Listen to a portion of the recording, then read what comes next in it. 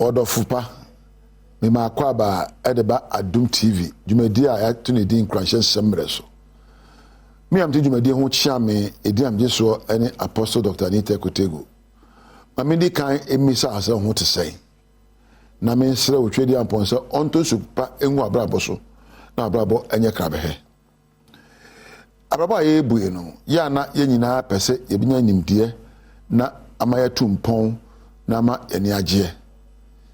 Our basic aim in life is to be happy, successful, and prosperous. No one sets out to fail in life. Obi anwa si abrabo mo se me dem kodin kuguo ana me kopa were ho ana wo bre dabi ye nyina sori a enegye ahoto enkoso ene empo enkonimdie na ansa na bedin kunim no ye wonyema bi wo ha say wotimi eyo ba kone say you have to take time to remove toxic people from your life without explanation. Toxic people say wotubo na osam na fofo abusua woni oni onko ba na bu a ye poison obu a na futuo ese wa brabo ebu on nsam kekakra e ya baguro obu ase do oyi na ni kra hwe wo kra no wa hwe ba mo apori abrabom sancro for from poisonous people and are toxic me ka se koto obi din o na wan ka hwe wo na fofo mu din ni o dead we enko pension o yenko pe me o yentimi nye o ye de ha na yete yenko so asabe yenye de ye no ana sancro for na se wo yon fo abrabom wo ba abrabom nyankopon bo wo nko e o mu se anyonkofa edi nkunimdi nenam saa so na nyankofa edi nkugu nenam ena potoka sebeka say show me your friend and I'll show you your character kire madamfo na me kire usu ne say onipa ane ne koba no obesua usu besua no onipa ane ne koba no obetumi afutufo ama apagya wabrabo ana betumi ama wabrabo asifom nti baba ye bo no sa ubua obu bra ya na wahwe nipa ane nam ne yie na yese so di oben wo ono nya wo obeyew eno nche so oni obeyaka nche se be wo hwe obi an wamuna wanim kire odoma no na emom wontie di oka na wo ma na mmen obrabo akwantuo eno nche se be fre obi se wo ye toxic fi menchen da bi na emom obehwe ne yie na wantie na futuo entre na msam keka. Take your time to carefully choose your life pathways. Abrabo ye wo aba no na ye bie kwan bia ma wo se wo fa so ye frɛ no pathways miminim ne de minim se woni modi a kwan bi wo ba fa so adi nkunim kwan bi wo ba fa so anya enegye kwan bi wo ba fa so anya yedie ena bi so wo ba fa so adi nkuguo ye se wo hye no nso na wankofo obi kwan so na obi a wo ne kwan. Create your own pathways and choose to follow. One kwasa hihye wo mre na hihye wo abrabo kwani a ofie se ebeboa wo na di akire ebim. Keep your major relationships private. You nipa bo ase o form nyonko me wo so fo nyonko me wo nkranhye yini bi nyonko me wo bi o nyansa a otumi fo nyonko ena me wo bi o no so hye me nkran nyonko ena me wo krakra me onyankopon nyonko se ni pe no mui me nyom achi me nka nche me mo mudi nchira enti wo so pe onyame na pe obi obehye nkran na pe obi obebo mpaye ahye onkom na pe obi obetuufo na pe obi a otofom a obetime pagya wo emfa nyonko keke fa nyonko ade mfaso de bebre wo fa nyonko wo nyansa fa nyonko otufupa fa nyonko ohye nkran fa nyonko asa wote bebo abaso amo asode na fa nyonko bebo ho ban na wahye wo nkom na wabom paya ma wo na krakra fa twedi ampo no nyonko ya na yeso ya fo bia nyonko ka social media won na wo Facebook obi a wadamfo hu de wonim dodo na ba Facebook nya damfo. Social friends are not friends. Create a bank of passive oriented friends. Create a bank hihye obi a se ho kire wa betimi adan wonye sikafam akwankyere afutuo nkranhye mpaibo empo enkomhye empo empeja ebetumi aba ne sɛ nipa no bɛyɛ okunu ana woyere ana agya ne anabi ana abusuani bi ɛna mpo obi a ne yɛ adwuma ɛnyɛ sɔfo kɛkɛ pe obi saa na ho bɛhia ɔda nkwama ɛmfi mu mfa nyɔnko kɛkɛ. Choose your own friends, those who can encourage positive emotions and cultivate an attitude in you. Krakra no upe yedia ese ofa suban miensa we ana nan ana enum didi kan ahohyeso e fe ne self control ahohyeso babo ne bebre bebu nka mo so koyo me menyo me so wahwe pagya me fa me hye wo fa me hye na eba wanim eba wotim ese wonya ahohyeso na wo semu yi ne ese fatama wo nya ade nyina na edi akire ma na boa ye ni enya nsem nyina na edi akire ma na boa ye obetin semfon obetin sempa shahoso na semu na yin sempa no enya nsem nyina na yi ano enya nsem nyina na digu etimu obetin tro nsekuo enya ni nyina na yetie di adwuma ti nsem a be hye nkran na shahoso we share mane mema ebi yi won wa mu a kire ye nkonkon a shahoso shahoso abrabom na hye osunsum so na pa de pa mo abrabo ebium suahunu learning se utimi esinkete se obesua de adechi bia be pa de sua adechi bia you have to have a spirit of learning abrabo ye nya adesua da ti se ukoso sua de aware mu usikasem mu apomodni mu wabrabo mu se utimi esua de na hunu ade na nya abesua no ene be di ukan a kire kwa abafa so ne we ye de tesubium innovation baba ye boy e na munchimuka wom ahwase wom wobre wom e na portos kra wom obeyan nkranhye nsem a betimi asakra mu so okoto junction bi a ntimi mfamu a e de na betimi asua ayo abunka afaso e fa ni innovation. You have to have creative ways of living your life. A resilience. So unya adwima hodne na bibi bu to for wase mato from so mi mesa sorry achia emui ensuo afameba menya ensuo num kwakra pepepeyo discipline pepepeyo ena eya na wapen na ase kakra so ama ho wo ye kakra bia na wada ho ase na wapen na ase ama wona ebo awo wapen na ase amatwedi ampon ena ase wo hia ena ase manage eba entwem wona nyinsa wada nipa ase da se na manage nwaro enti nema maka no self control, a learning spirit, innovation, mental resilience, discipline and gratitude. These are the core ingredients to create a life of success for you. Ebi wo hobium na ade chi a mesa ba ho na obeka ana meja wo na mama memfa na se ma Thomas wo production room na Rahel na Webeka Mpedu na mensanso na osmosis ase e wo sound na aduma adwuma ko nyina wo bo ame adwumade ba wo nchen wo unya mre hwe me de ni ameka ne tiawa woni onyame entina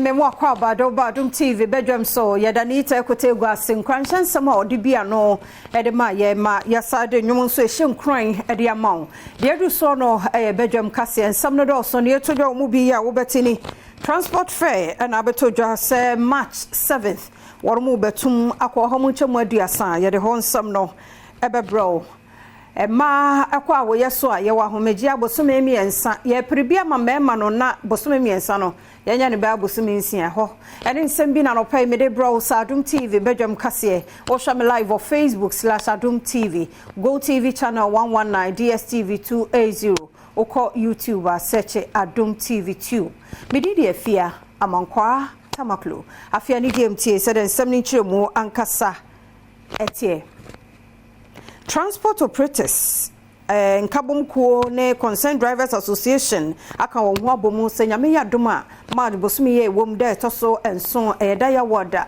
ye agent abo lorry fare no womo etutum Adom TV kase etwaso Transport Operators Union and Concerned Drivers Association akamwa bomu eden krata bia bato montene so a wonom echire mu se efi obenimbo so mede to sonson ya wada edi enimu yia no wonom eba beto hentiabo mu hamu chichemu aduasa wonom chire mu se nti a wonom asise agina yeyi a wotutu hentiabo mu nyina agina se wonom haw bia wode akodan aban no mesini yaban enhwe nsiesie ma wonom chire mu se fa nwobo a akosoro ama brabo mu asetena ayedene ama wonom adwuma woye kura no wonhunu so baabia wonom chire mu a hentiabo yi a woba betutumu no ebeboa se de beya ebema wonom akosoa etumi aye adwuma senti wode ato aban animu se wone mpanyinifo eni nsanwoso se de beya hentiabo ntumu no enkofa entawantawa bia emeto akwantufuo ahyenkafo eni metifo entem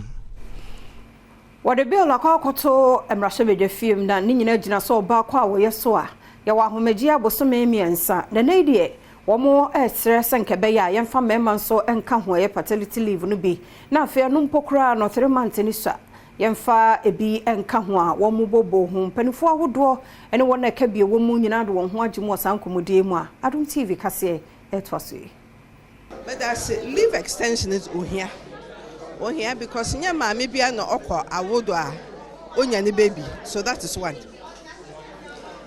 Even so onya ne baby na ebi wo ha bia abofra no premature ohia ember okasha incubate him for a little while and son na wakofie okofie a ohia dam ken dam na abofra ba no wenya energy. Until you need time to bond with the child. Yeah, there also 3 months na na kasha obi for nsa we no na yekoko busa emrahye bedwani a ogina mo omanfo wo madina abato mpeso aso yewura sevie sosu yebusa na se senti eno pese ode sa mrai ede ba maternity leave omo sisi omo 3 months no ya be extended ya 4 months by na kra ya ba stakeholder meeting no nipa dodo na akase ebe hia se ya be extended ya 6 months because your 6 month exclusive breastfeeding enti se wo bewie na waba akola na ese wo hwe ni so na bofa nyini be penimpa no na wo benya health issues there. It will be better say you benya 6 month maternity leave enti so one fa embema anka ho yeah we deepen the stereotyping say emba nkwa na ese wo mo hwe abofra na say die say wo mo ana say wo maso die wo mo de ma emba no na yendi ni yi but menya embema at minimum 7 days and I say maximum 4 weeks leave at the embema no sa first week in the kra no embema no betimi etinefie no mo aboa emba no eye emrahye bedwafi ohene amponsa kakabo ma no ato Regional Director ya wo ye highway engineer e wo man mu anase enkran Emmanuel Odai se ene wo ne Western House Ministry ne ka wo ho abom na kaso atobutu ho no a nso to kakra bi na yiri na de haw ne atete ma wo na fasa kwan no so no wo matumi aye ne yi a sa haw ne nyina to ebetwa ye betumi aye catch pit kese wo ho na se nsuo no ba ebekwa akogina mu but why investigate ase no yi a we catch pit na ebetumi anane people na ase na wanhwe na people no nyina adwere ayeden aba nti yebe ya ese ye ne yi ebi yebe line ase ne nyina any side no na ye te say the way ye dam no so dan so no ba na instead say be ba kwan no ho no ebe be wa gina ho na afide say ya line no so kakra be share got and to say the me kire first no it's one of the solutions. If you are so we are in sunu ba ebe ba in steps. Steps anti air ban na reduce pressure no. The bedroom no na spread na to say embe ye no kesi to say the way etena. Engineer Manuel Odai echiri mu say asphaltic overlay a wo ye every Malam Junction atuamu akowini ba no wonom e de ama contract dada na enche obehyasie no waye adwuma no currently no ya award contract na ma one contractor aka obeye asphaltic overlay that free Malam Junction ekopin Kaswa then from Kaswa to Winneba no so ya award as see I won't say yeah biemo ye be no dual carriageway echo up to Winneba nti Kaswa de no the strength is what we want to strengthen. On na honde no you say you went here asphaltic valley. Now a prolonged in life no. Ghana ka wiase nyina ho adi World Engineering Day. Na wonbota ye nyina ene se wo be masuafo hunu mfasode ye wo so se wo ho a wo so wo be ye engineering. Eno so emoa umman enso benya de afri Adom TV ekosa adwumade no ase etwaso. Free abofrenum GSS SS ni e trom mfasode a se wo take engineering as a career a day beboa any emfaso a o mine so ebenya afi educational system as a humanity programs no so net doorso that I said na technical education no yan shemok na TVS programs yan shemok na as a wo school with you no na say koye technical programs I'm say we got it wrong. And wachi Greater Accra Chairperson awoda IET ano engineer Kwesi Asamoah ekire se wo behia se obehye mofre nkran na engineer adesuan otimi age atum na aboa ama eho adesuade no nso akonkan nyina ne se be ma amanfo hunu hia se yema eye engineer yema esua nimudie e wo wiase ekwan efa so a yempotemo yedan yesie ekwan efa so ebe ye no e wo se wiase nyina hunu se be bi wiase kono e fa abefo kwan so eye ye niema yedan sie ya kwan ye e be fa abefo kwan so ma yempotemo se be ya mframa e fa ye hu nyina no e benya mframa pai mo yare. Ahafumantam ni mo president the ma person with disability Felicia Sewa wodi ya power ni mu se ne assembly power wo ma se bi wodi dem no a won pa won free wo ma wokuo ni mu na mu nchenchen to asre assembly no se wonya se no ne mum enkabo mu kuo no mu na so wo mo pa adwuma ni bia wo meyi won free mo ne Adom kase atwaso yi. Say you say nipa ni a person with disability ntino na ya for obi a person with disability a only organization ni biemu only disability organization ni biemu ti ekoba ne sa na nipa no kra no ye nimu no na aka akopese wo kwa assembly na wo de issue say dey akọ ana sempo wo bampa feedback es wo de breye no ye hunu mpo no de sa feedback no e de abreye enti na ehun behia say obi a oye person with disability or be representing person with disability wo in various districts no say oye obi a yen person with disability ni enimu no Ofasa akwanya no so de adesrede to mesinya krachefo a wonom ewa ahafo animu se momodin ase wo bepe wonom a wodi dem a wodom ekua hodo na wodi wonom aye adwuma ase de be ya wonom ase bi wodi dem no wo ho nsem eba wonom assembly nhyiamu ase a obetumi apɛ kwanpa a obefa so e de aboa wonom. Yen MMDC no say yesra wo mo a omo boa yen de nanso eba ne say mo be appoint obi a obe represent person with disabilities na eya yesra mo say nka omo ma nipa free yen organization num ye benya ne so mfaso say be betimi nipa ne edi nkuta ho abre nyina ne benya ye beka ye hawache nipa no say wo hafo ha die na me fasa akwanya so sre afo MMDC ni nyina say omo mo ayesa akwan Mayanto akase no eso na principal da Margaret Marquardt Catholic Nation Training College awo pando awo from antemu de ato asuafo ene won abeje ntete ni nyina nim ene ntete a won magye won fantena won mamumu ama won man tumpon e wapomudin mu na mamumu obi bia mpre no ho so ko obi man so akoye adwuma oni Adom kase atwaso eya na eya arehu bebre se aban ede ne kakra owo atetew na obeja ho akọ uja ho kwa hwan na behwe nchirima nti ne se na father kan no na ka se ya omo graduate ede omo nsi ne fapem se anya omo manya ne ha bebi ane ha omo se ho no kwa sika no modu obesesa na ye bebre de but menji ndi se eho adwuma no so da form sa wo ka se ebe ya ebe ye Zomuntina hania magana nyeyi. Fia Kome Bright Kweku ene overall best students our graduation no ase woni amani boni ehwehwe nkomo. For you to find gratitude and excitement. I have not achieved this honor alone. It is as a result of collaboration, teamwork, shared ideas and support from my peers. we have pushed each other to surpass ordinary limits, not forgetting the shared experiences and fun moments we had in class and beyond. You are all adorable. It is a great privilege to have you all along this journey. I am delighted by this moment of my life, and I cannot stop but reflect on my personal journey. Majority Leader Ora Alexander Fenyomakin say Parliament on share ya was what we nyina wie ewo LGBTQR no ho no won mu nwie enunti ene dia mampani nyamfa no sta nhye nkrata anase won guso ya won mu doso mu hunu se bibia gina na kwan so adom kase etwaso. No, brother. So are you telling us, in spite of whatever financial contribution, is more important than the interests of the people of this country? For whose interest are we taking those loans? Those loans that you go to take, in whose interest are the loans taking? The Ghanaian people. And so the very Ghanaian people you are seeking to sacrifice. So go and take loans for them and come and kill them.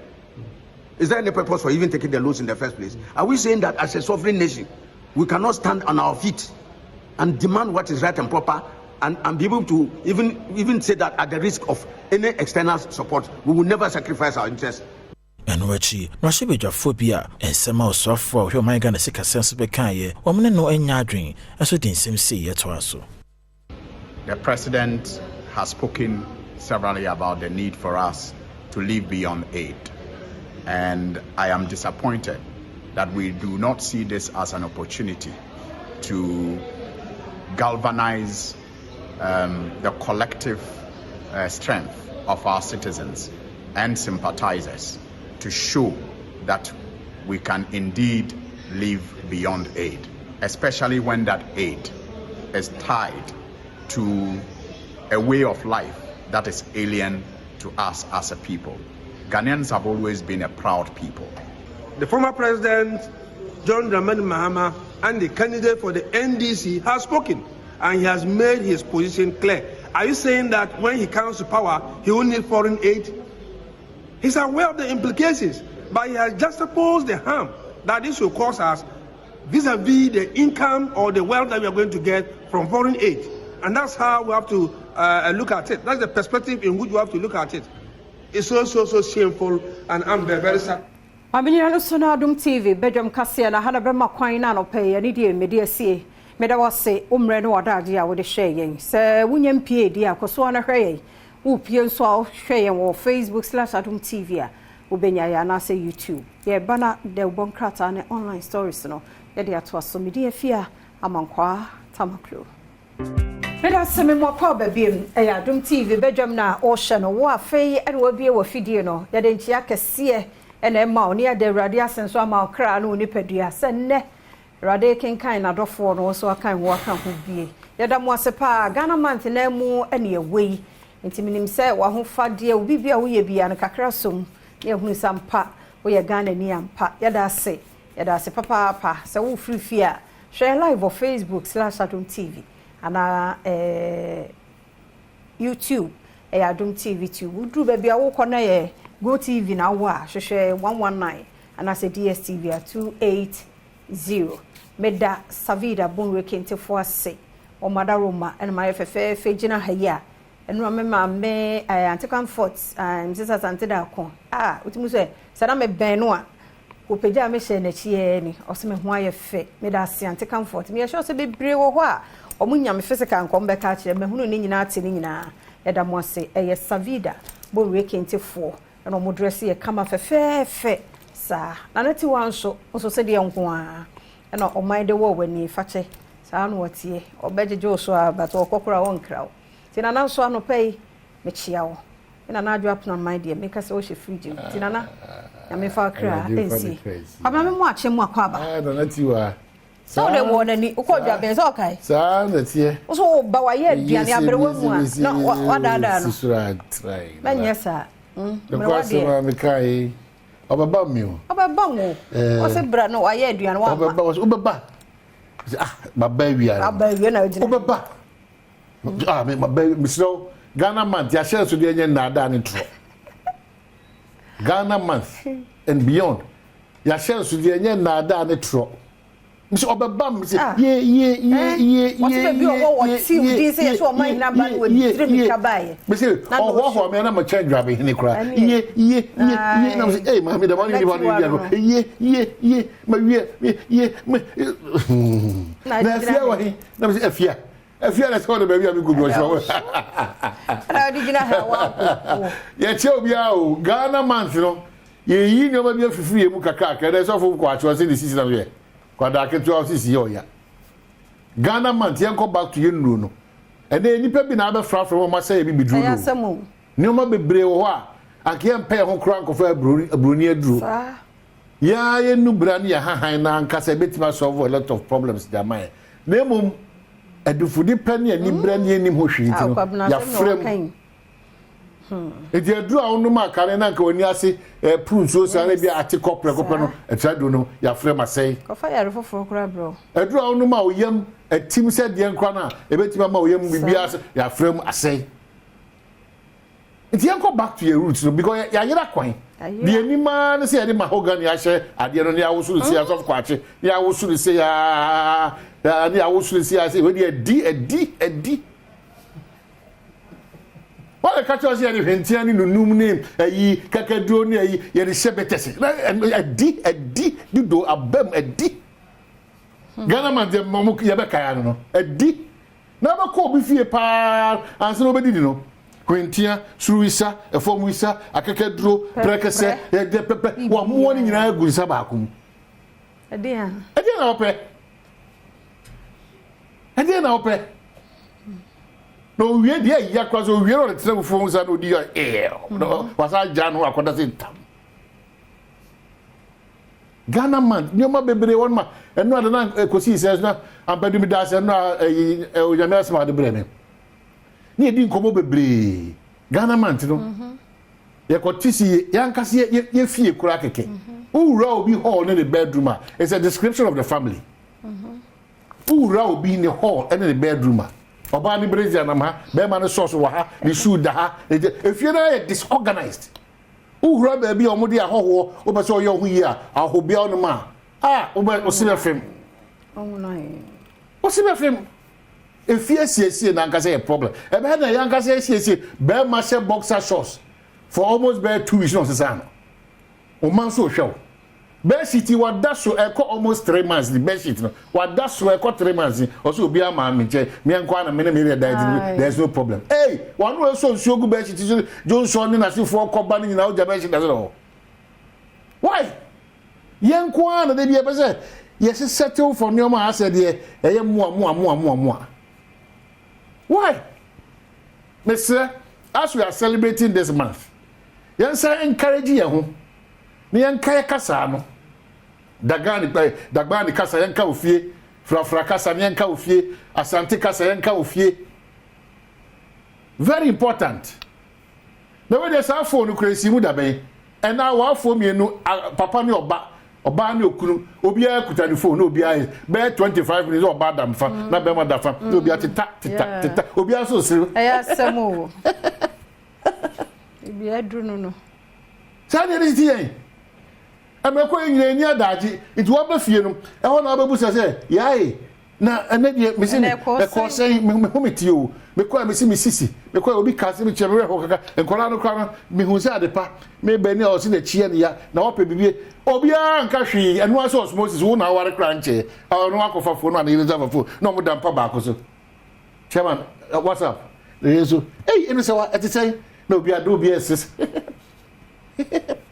sada abo 11:30 na dia chene ya sa so ne ko sana Ghana tie sana Ghana etiti ye anopa we pa o de bebe ene kwa de sa koko e de ayi kana ayira fi nkran kwa da ayira kra de ade ayi kano ayi more kan kasa no ayira mori koko ayira